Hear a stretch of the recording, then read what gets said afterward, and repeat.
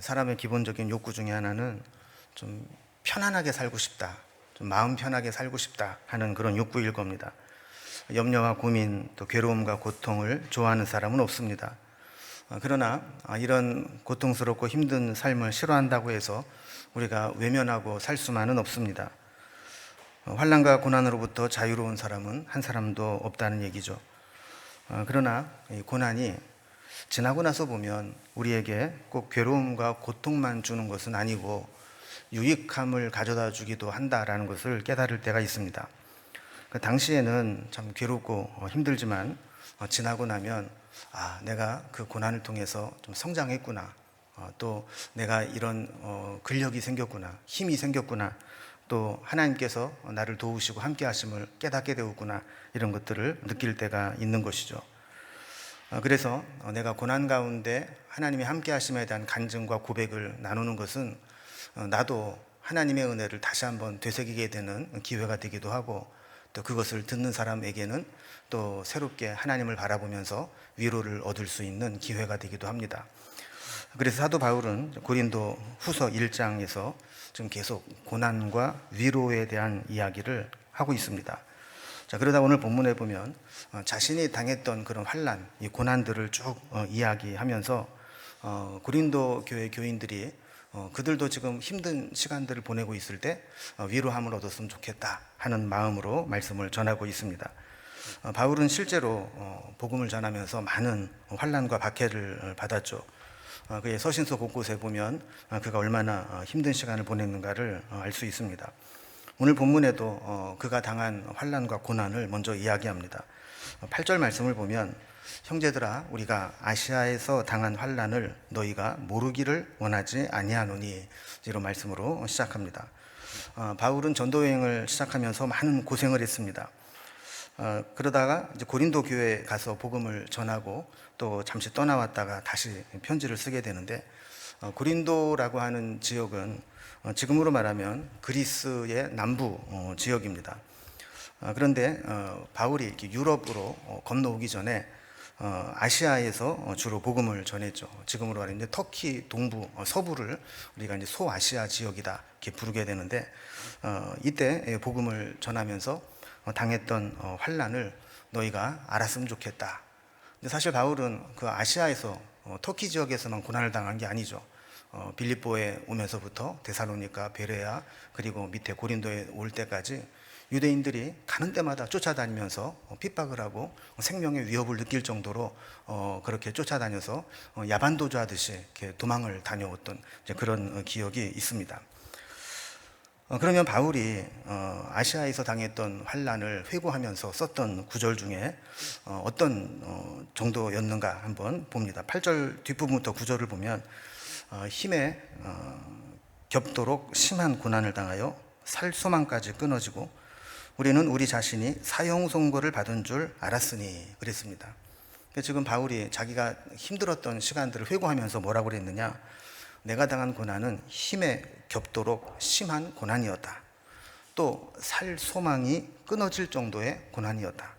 그리고 마치 나는 사형 선고를 받아서 이제 곧 사형 집행이 되면 죽을 것만 같은 그런 두려움 가운데 살았었다라는 겁니다. 다른 구절을 좀 살펴보면 고린도 후서 11장 23절 이하에 보면 바울이 당했던 고난을 훨씬 더 자세하게 설명을 하고 있습니다. 감옥에 갇히는 것은 보통이고 죽기 직전까지 매를 맞은 적이 한두 번이 아닙니다. 24절에 보면 40에 하나 감한 매를 5번이나 맞았다. 그 당시에는 40대를 맞으면 사람이 거의 죽었다고 합니다. 그러니까 40대를 때린다는 것은 마른 태형이지만 거의 죽이는 것과 같기 때문에 40대까지 때리지 못하게, 그래서 40에 하나 감한 매라는 것은 단순히 39대가 아니라 죽기 직전까지 맞았다, 이렇게 보면 되는 겁니다. 25절에도 보면 3번을 태장으로 맞았고 1번은 돌로 맞고 또 3번은 파손했다. 그래서 25절에 보면 전도 여행을 하다가 배를 타고 가다가 배가 파손이 되어서 일주일이나 깊은 바다에 사경을 헤맨 적이 있었다는 겁니다. 26절에도 보면 강의 위험과 강도와 동족과 이방인의 공격과 박해를 당했다 그랬습니다. 27절을 보면 그가 복음을 전하면서 수고하고 애썼지만 제대로 자지도 못하고 줄이고 목마르고 또 여러 번 굶고 춥고 헐벗은 생활을 했다, 이렇게 이야기를 합니다. 자, 그러니까 바울이 주를 위해 살아간다고 사도가 되었지만 결국 그의 삶은 평안하고 복된 삶이 아니라 이렇게 죽을 지경의 삶을 살았던 거죠. 여러분, 우리도 예수 믿고 주의 일을 한다 그러면 하나님이 막 복을 막 때려 부어 주셔가지고 그냥 모든 것이 막 평안하고 좋은 게 아니라 도리어 그것이 십자가로 여겨지면서 주의 일을 한다는 것이 나에게 힘들고 고난과 또 지치게 만드는 것이 될 수도 있습니다. 오늘 본문에도 보면 그가 힘에 겹도록 심한 고난을 당했다, 이렇게 이야기를 합니다. 얼마나 힘들었냐 하면 힘에 겹도록, 내가 감당할 수 있는 힘이 있는데 그 힘을 넘어갈 정도로 심한 고난을 당했다. 어떻게 보면 이제 육체적인 고통을 당했다, 이렇게 볼 수 있는데요. 여러분, 사실 우리는 요즘에 내가 어떤 육체적인 고통을 당한다 그러면 아마 어떤 질병이 생겨서 수술을 하거나 또 사고로 인해서 뭐 다치거나 이런 경우를 제외하고는 특별히 내가 육체적 고통을 당하기가 쉽지 않습니다. 근데 이렇게 우리가 요즘 당하는 육체적인 고통은 그래도 대부분 소망이 있는 고통입니다. 지금 당장은 아프고 힘들지만 병원도 다니고 치료도 잘 받고 시간이 지나다 보면 나아지고 통증도 줄어들 것을 믿기 때문에 우리가 지금 육체적으로 당하는 그런 고통들은 대부분 참고 견디면 이겨낼 수 있다라는 소망을 품게 되는 거죠. 근데 우리를 정말 힘들게 하는 건 뭐냐면 이 다가오는 고통을 알면서 당하는 겁니다. 그래서 아는 고통은 그것이 반복될 때 그것이 더 큰 두려움과 또 아픔을 주게 됩니다. 그래서 육체적인 고난과 고통 가운데 가장 큰 고통을 꼽으라 그러면 보통 고문을 이제 이야기합니다. 고문을 당할 때 보면 오랫동안 같은 고통을 아주 줄기차게 반복해서 가하게 됩니다. 그러니까 한 번 때리고 끝나는 게 아니고 때리고 조금 있다가 또 때리고 그리고 조금 있다가 또 때리고 자기 똑같은 고통을 계속해서 반복적으로 하다 보면 몸만 아픈 게 아니라 심리적으로도 무너지게 된다라는 것이죠. 그래서 힘이 약해지고 나중에는 참을 수 있는 한계를 벗어나게 되는 겁니다. 주기철 목사님의 순교사를 보면 감옥에 갇혀서 고문을 당하는데 마지막 4년 반 동안 아주 극심한 고통을 고문을 통해서 받았던 것을 알게 됩니다. 말로 다 할 수 없는 고문이 계속 반복되게 될 때 이 무지막지한 고문을 견디면서 이 주기철 목사님이 하나님 앞에 드린 기도는 이런 기도였습니다. 아버지, 내 영혼을 어서 취해 주시옵소서. 이대로 오래 가다가는 제가 순교하지 못하고 배교할까 두렵습니다, 하는 거죠. 그러니까 처음에는 막 순교를 다짐하고 그 어떤 고문과 고난도 잘 견뎠는데 매일 반복적으로 극심한 고통을 당하게 될 때, 야, 내가 이렇게 가다가는 언젠가는 순교하지 못하고 결국 배교할 수 있겠구나, 이런 두려움 가운데 차라리 내 영혼을 빨리 취해달라고 이렇게 기도를 했다라는 겁니다. 자, 이렇게 힘에 겹도록 심한 고난을 당했다라고 하는 것은 이제 그 고통이 계속 반복될 때, 야, 내가 조금만 더 가면 더 이상 버티지 못하겠구나 하는 단계까지 겪었다는 겁니다. 육체적인 고통은 사람을 무기력하게 만듭니다. 아무리 마음으로 결단하고 견뎌야지, 버텨야지, 이겨내야지 하다가도 그 육체적인 고통이 계속 반복되게 될 때 한계에 부딪히게 된다라는 것이죠. 바울도 그 정도의 고생을 했다라는 겁니다. 자, 이런 이야기를 바울이 고린도 교회 교인들에게 하는 겁니다. 나도 복음을 전하면서 이런 고난을 당했어. 이렇게 이야기하는 것은 지금 복음을 지키면서 고통 가운데 있는 고린도 교회 교인들에게 바울처럼 이 고난의 시간을 잘 이겨내기를 원했다는 겁니다. 그래서 고린도 교회 교인들이 나만 그런 고통을 당하는 게 아니라 주를 위해 살아가는 사람들, 복음을 위해 살아가는 사람들은 다 이렇게 고난을 겪을 수밖에 없구나. 우리는 다 같이 고통을 겪고 이겨내고 있는 동지가 있구나. 이거를 깨닫기를 원했다는 겁니다. 자, 바울이 두 번째로 자신의 고난을 설명한 것을 보면 살 소망까지 끊어지고 우리 자신이 사형 선고를 받은 줄 알았으니 그랬습니다. 그럼 여기 우리 자신이 사형 선고를 받은 줄 알았다, 이 부분을 옛날 그 개역 성경에 보면 우리 마음에 사형 선고를 받은 줄 알았으니 이렇게 번역해 놓았습니다.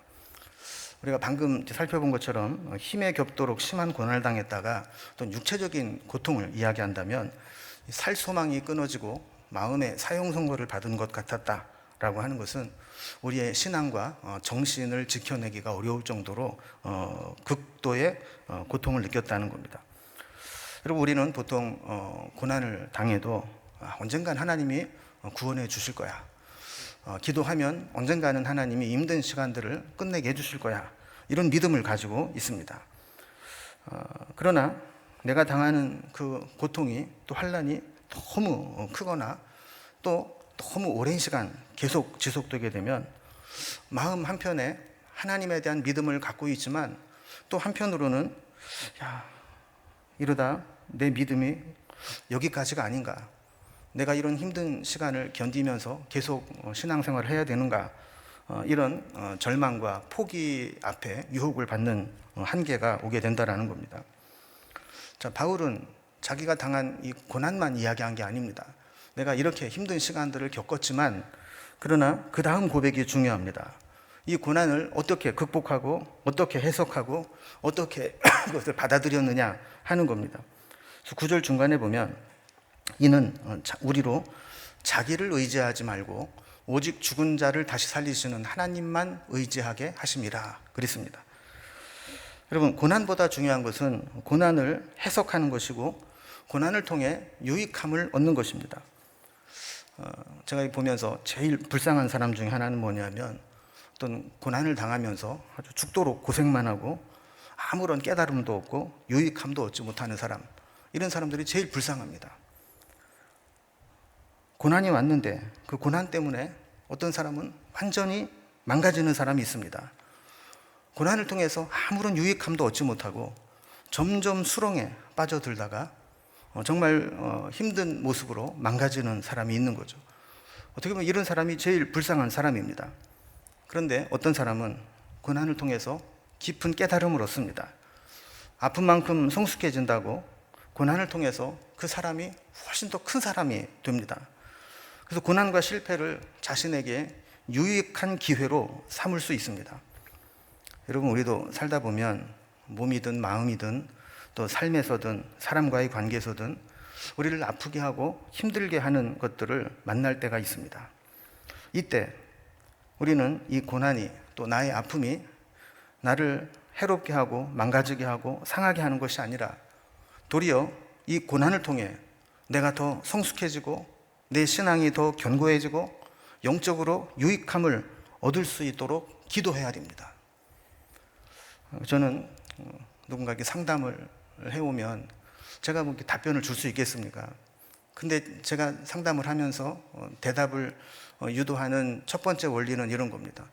지금 힘들고 고통스러운 시간들을 보내고 있지만 하나님은 그 힘든 시간을 통해서 당신을 성장하고 유익하게 만들기를 원하십니다. 이 힘든 시간 때문에 망가지거나 낙심하거나 절망하거나 스스로를 상하게 하는 것을 하나님은 원치 않으십니다. 우리가 어떤 문제에 어려움을 가지고 있든지 그 어려움이 우리로 하여금 영적으로 유익함을 얻게 만드는 것, 이것이 하나님의 뜻이라는 겁니다. 바울은 그가 겪은 어마어마한 고난을 통해서 매우 소중한 교훈을 얻었습니다. 고난이 아니고는, 고난을 겪어보고 이겨내기 전에는 배울 수 없는 소중한 것을 깨닫게 되었습니다. 그것은 9절 말씀처럼 바울이 고난을 통해서 자기를 의지하지 않고 오직 죽은 자를 살리시는 하나님만 의지하게 하심이라, 이렇게 되었다라는 겁니다. 그러니까 고난이 우리에게 주는 최고의 유익이 뭐냐? 나는 믿을 게 못 되는구나. 사람은 믿을 게 못 되는구나. 죽은 자를 살리시는 하나님만 내가 의지해야 되겠구나. 이거를 고난을 통해서 깨닫게 되었다는 겁니다. 그래서 그의 첫 번째 깨달음은 나 자신이 얼마나 무능하고 믿지 못할 존재인가 라는 겁니다. 여러분, 우리는 나의 무익함, 나의 무능함을 깨닫는데 값비싼 수업료를 지불해야 깨달을 때가 많습니다. 고난과 환난을 통해서 많은 것을 잃어버리고 나서야 나는 정말 아무것도 아니구나라는 것을 깨달을 때가 있습니다. 바울은 그가 당한 수많은 고난을 통해서 자기를 믿고 의지하는 마음들을 철저히 내려놓았습니다. 하나님이 아니면 안 되는구나. 사람은 무엇을 의지하고 사느냐가 참 중요합니다. 많은 사람들이 하나님을 믿는다고 말로는 이야기하지만 실제로 마음속 깊이 있는 것들을 솔직하게 고백하면 하나님보다 자기 자신을 의지할 때가 훨씬 더 많습니다. 내가 가진 돈, 내 건강, 나의 성실함, 내가 이루어놓은 학벌, 나의 머리 좋음, 나의 능력, 이렇게 자기를 은근히 의지하고 믿는 경우가 있습니다. 그래서 기도는 하지만 하나님이 들어주시면 좋고 하나님이 응답해 주지 않아도 나는 내 살 길을 준비해야 되겠다, 이런 마음으로 살아가는 사람들이 많이 있다라는 거죠. 그래서 지금 내가 이만큼 사는 것도 내가 이만큼 똑똑하고 내가 이만큼 성실하고 내가 이만큼 능력이 있으니까 내가 여기까지 온 게 아닌가, 이렇게 생각을 하며 살아가는 겁니다. 만약에 우리가 사는 게 마음먹은 대로 다 되는 것 같고 이만하면 살만하다 이렇게 생각하는 사람들은 그래, 내가 참 성실하게 열심히 잘 살았기 때문에 이런 거야 생각하기 쉽습니다. 그러나 내 힘으로는 감당할 수 없는 큰 고난을 당해보면 이 환난에 내가 가지고 있는 것, 내가 붙들고 있는 것, 내가 의지하고 있는 것, 이게 정말 아무것도 아니구나, 정말 별 쓸모없는 것이구나, 이것을 깨닫게 된다라는 겁니다. 여러분, 우리는 살면서 많지는 않지만 우리의 한계를 아주 극명하게 깨달을 때가 있습니다. 질병을 얻을 때라든지 또 세상의 한계에 부딪힐 때라든지 이럴 때가 있는 거죠. 그러면 그때 우리는 사람이 참 잘났다고 하는 게 아무것도 아니구나, 이거를 깨닫게 되는 거죠. 평소에는 설교를 들어도 나와는 별 상관없는 것처럼 남의 이야기처럼 들릴 때가 많습니다. 그러나 이런 한계를 느끼고 내 힘으로 할 수 없는 고난을 닥쳐보면 하나님 말씀이 다 나에게 하는 말씀 같고 그 말씀에 귀를 기울이게 되는 겁니다. 그리고 내가 이렇게 신뢰할 만한 존재가 아니구나, 나를 의지할 만한 존재가 아니구나를 깨달은 후에 바울이 깨달은 것은 뭐냐면 하나님 밖에는 온전히 믿을 존재가 없구나라는 겁니다. 사람은 자기 힘이 조금이라도 남아있으면 온전히 하나님을 의지하지 못합니다. 그래서 여러분, 보통 이렇게 물에 빠진 사람을 구하기 위해서는 어떻게 해야 된다고 그러죠? 물에 빠지자마자 들어가서 막 건지려고 하면 그 사람이 그냥 물귀신처럼 그냥 붙잡고 늘어지고, 그래서 그 사람도 못 구하고 또 구하려는 사람도 같이 빠져들기 쉽다라는 거예요. 그래서 야속해 보이지만 물 좀 먹고 좀 기운이 빠질 때까지 기다려야 된다고 그러지 않아요? 그래서 아주 힘이 완전히 다 빠져버렸을 때, 기절하기 일보 직전일 때, 그때 가서 머리채를 끌고 나오든 팔짱을 끼고 나오든 그래야지 살리지, 힘이 남아있을 때는 그 힘으로 그냥 얼마나 강하게 붙잡는지 데리고 나올 수가 없다는 거예요. 근데 여러분, 우리 인간이 그렇습니다. 내가 조금이라도 힘이 남아있으면 전적으로 하나님 의지 못합니다. 그게 다 없어질 때까지, 그게 다 소진돼서 아무것도 내가 할 수 있는 게 없다라고 느낄 때까지는 절대로 하나님 앞에 항복하지 못하는 게 우리 인간의 모습입니다. 그래서 내가 가지고 있는 힘 다 써봤는데, 내가 가지고 있는 자원 다 총동원 해봤는데, 내가 될 수 있는 줄 다 대봤는데 그래도 아무것도 이 문제를 해결할 수 없더라, 이거를 깨달아야 그때 비로소 우리는 하나님을 찾고 의지하게 되는 겁니다. 요즘에는 많이 안 부르는 흘러간 복음성가인데 제가 옛날에 아주 좋아했던 복음성가가 있습니다. 사람을 보며 세상을 볼 때 만족함이 없었네, 나의 하나님 그분을 뵐 때 나는 만족하였네. 여러분, 이 찬양 혹시 아시는 분 계세요? 그러면 이제 조금 옛날 분이고 저게 뭐야 이러면 이제 신세대죠. 근데 옛날에는 이 찬양 막 불렀어요. 그러면 그래, 사람을 보며 세상을 볼 땐 만족함이 없었지. 나의 하나님 그분을 뵐 때 그때 만족했지. 막 이러면서 이제 찬송을 부르곤 했다고요. 그러면 이렇게 자기를 믿을 만하지 못하다라는 것을 절감하게 되고 오직 하나님만이 내가 의지할 분이다라는 것을 깨닫게 해주는 게 뭐냐면 대부분 환난과 고난입니다. 우리가 좀 말씀을 듣고 깨닫고 은혜를 받고 이거 깨달으면 얼마나 좋겠어요. 근데 대부분은 말씀을 들을 때는 그런가 하다가 현실로 돌아가면 자기를 의지합니다. 그런데 나를 의지할 만한 것이 아무것도 없다라는 것을 환난과 고난을 통해 깨닫게 되면 그때 비로소 하나님만 의지해야 되는구나 라는 걸 깨닫게 되는 거죠. 그럼 그래서 선교도 이렇게 잘 되는 곳이 있고 안 되는 곳이 있는데 물론 종교적인 백그라운드도 차이가 있지만 대부분 이 선교가 그렇게 잘 되는 데는 가난과 질병과 어려움이 있는 곳입니다. 배부르고 등 따신 곳에는 선교가 잘 안 됩니다. 우리가 흔히 선진국이라고 부르는 나라들, 여러분 선교가 될까요? 안 될까요? 잘 안 되죠. 우리가 이해할 수 없는 건데 영국에 있는 분들은 선교사를 보내달라고 아우성입니다. 영국이 선교지가 됐다는 거예요. 근데 우리가 가서 선교한들 그 사람들이 복음을 받아들이겠습니까? 힘든 일입니다. 그러나 가난하고 질병이 있고 어려운 나라는 어떻습니까? 복음을 전하고 조금 주면 사람들이 막 몰려들고 얼마나 열려 있는지 몰라요. 제가 청년부를 지도할 때 부목사 때 청년들과 함께 이제 필리핀으로 단기 선교를 간 적이 있는데 한번 이제 답사를 통해서 이렇게 오늘은 여기서 뭐 하고 내일은 저기서 뭐 하고 딱 일정을 짰어요. 그래서 우리가 여기는 사람들이 몇 명 정도 옵니까? 왜냐하면 이제 거기 물품 같은 걸 준비해야 되니까. 그 선교사님 하는 얘기가 몇 명 모아드릴까요? 이러는 거예요. 그러니까 우리는 지금 사람 모으는 게 쉽지 않은데 거기는 우리가 100명 모아달라면 100명 모아주고 300명 모아달라면 300명 모아주고 1000명 모아달라면 1000명 모아줄 테니까 몇 명을 원하는지 얘기를 하라는 거예요. 그러니까 가난하고 힘든 나라는 비교적 열려 있는 거죠. 그러나 이게 뭔가 부유하고 자신감이 있고 프라이드가 넘치는 곳에는 복음에 열려 있기가 쉽지 않습니다. 여러분 우리나라도 보면 경제적으로 살만해지니까 복음화율이 급격히 떨어집니다. 그래서 선교학으로도 GNP가 2,000불이 넘어가면 그때부터 2만 불이 넘어가면 그때부터는 전도가 안 된다. 이런 이야기를 합니다.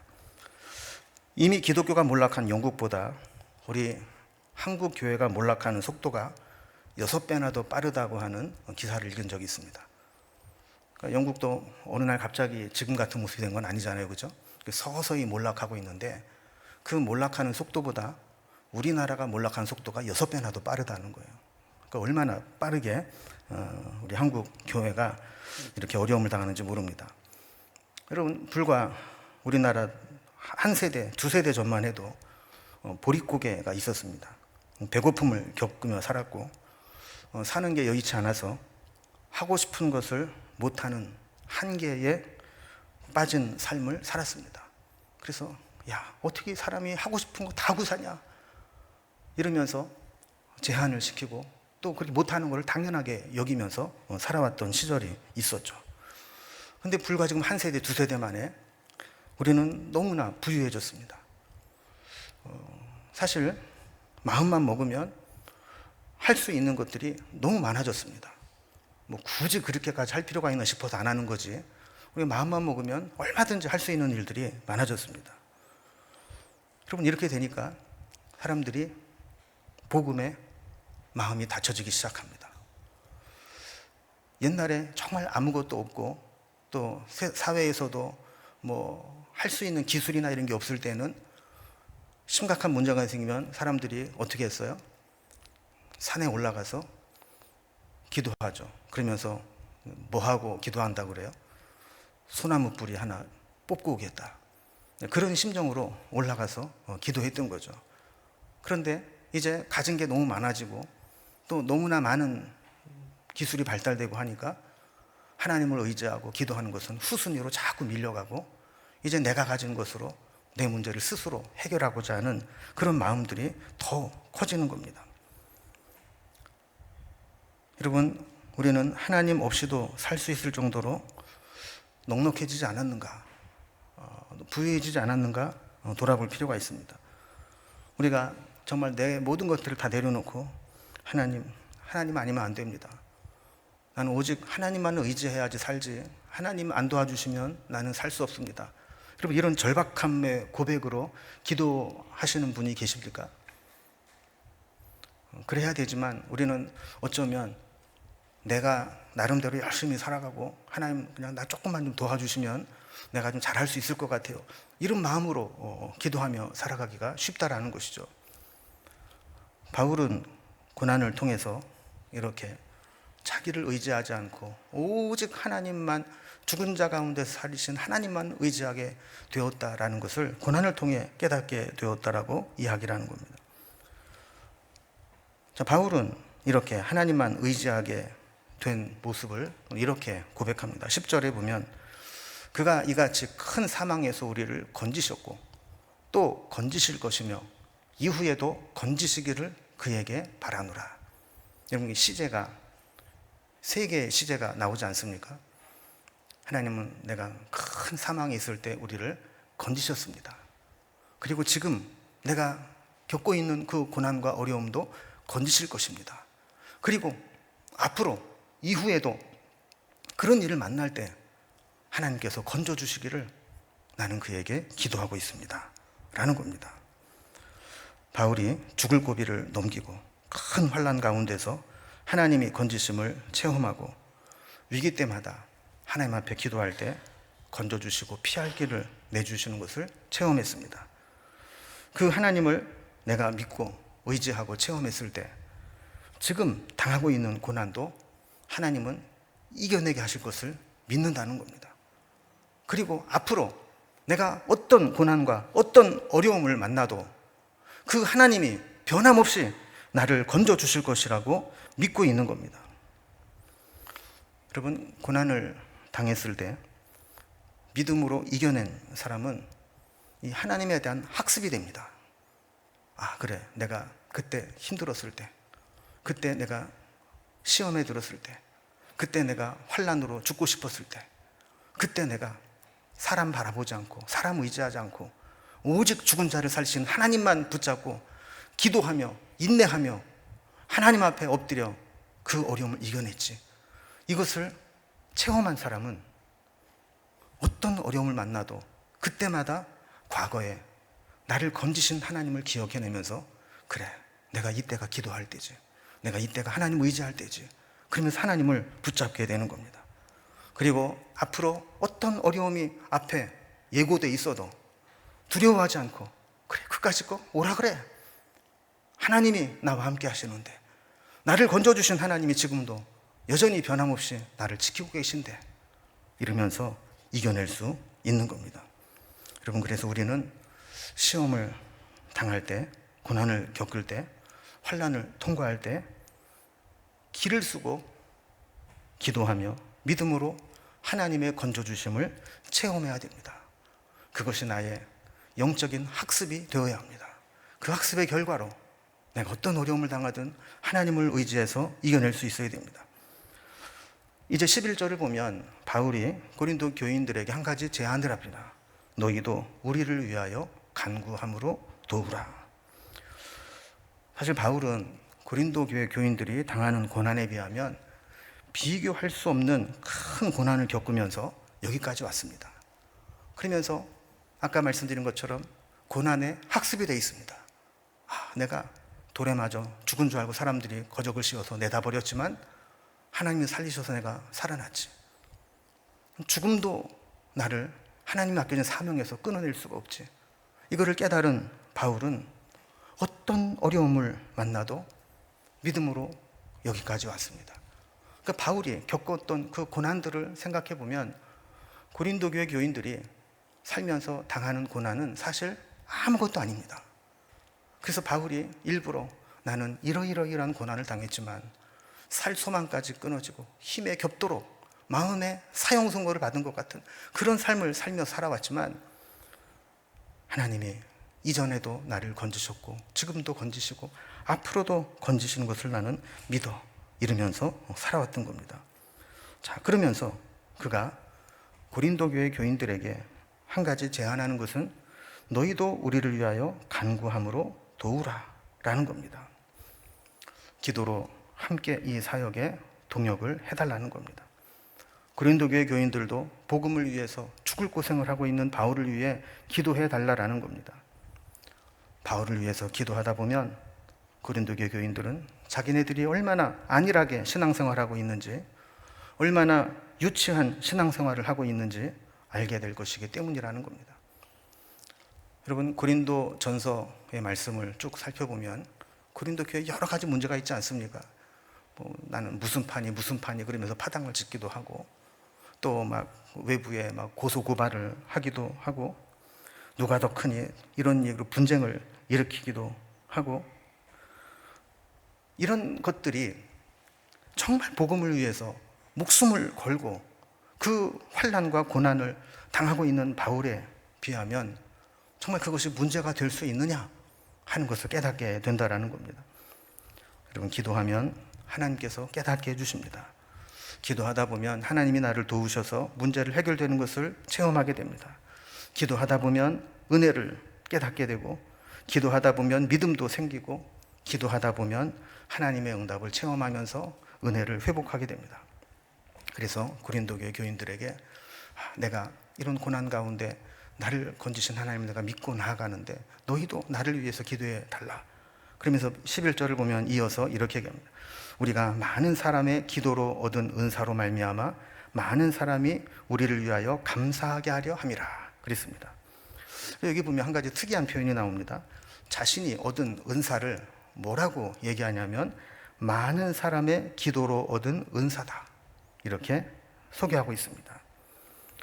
여러분, 저는 목사가 되고 나서 제일 수지 맞았다라고 생각하는 게 저를 위해서 기도하는 사람들이 많다라는 겁니다. 여러분, 제가 목사가 아니라면 누가 저를 위해서 그렇게 열심히 기도해 주겠어요? 그런데 제가 목사가 되고 나니까 여러분들이 저를 위해서 기도해 주는 겁니다. 여러분, 그래서 바울도 마찬가지죠. 바울이 가면서 복음을 전하고 때로는 능력을 행하고 복음을 전하면서 기적을 행하고 했지만 그 많은 은사들이 내가 잘나서 그런 게 아니라 많은 사람의 기도로 얻은 은사라는 겁니다.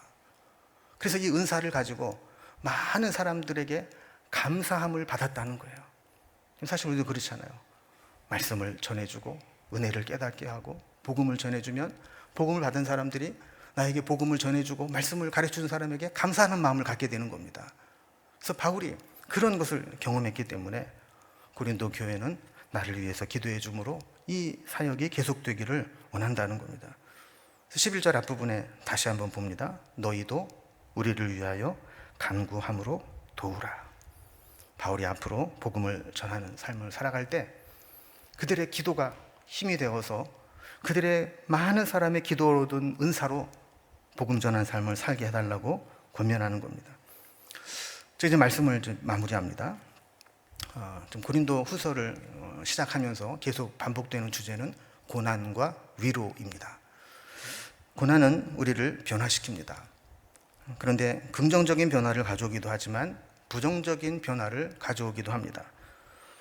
고난을 당할 때 어떤 사람은 그 고난 때문에 그 고난을 감당하지 못하고 꺾여버리고 낙심하고 심한 경우에는 믿음에서 멀어지는 경우가 있습니다.